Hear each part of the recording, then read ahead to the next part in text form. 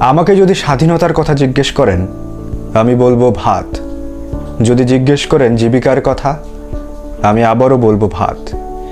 যদি সভ্যতা ও মানুষের কথা জিজ্ঞেস করেন, আমি বলবো পরম করুণাময় অশেষ দয়ালু মহান কৃষকের নামে শুরু।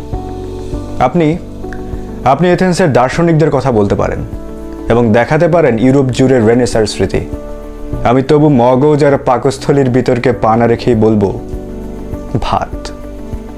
যেহেতু মহামতি প্লেটো, সক্রেটিস আর দেকার্তে সকলেই পাকস্থলীতে পুষেছেন মগজ, আর পৃথিবীর মাতৃভাষা আজও ক্ষুধা। ক্ষুধার প্রশ্নে পৃথিবীতে যুদ্ধ হয়েছে ঢের। বুলেটের ভারে পৃথিবীতে মেটেনি পেটের জ্বালা। যুদ্ধে বিজয়ী পতাকা জিতেছে ফের।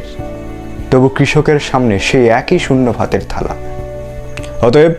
অতএব যতদিন ভাত দিতে পারছেন না, কিসের স্বাধীনতা, কিসের জিন্দাবাদ, ততদিন আমার সকল চিৎকার হবে ভাত।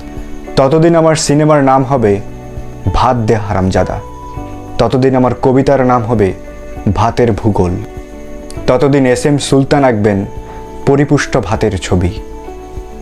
আর যতদিন ভাত দিতে পারছেন না, আপনার পতাকা, পোস্টকার্ড ও সংবিধান ডাস্টবিনে ছুঁড়ে ফেলুন। তৃতীয় বিশ্বের দেশে জ্বালানির বড় অভাব। দরিদ্র চুলোয় কিছু লাকড়ির খরচ বেঁচে যাবে।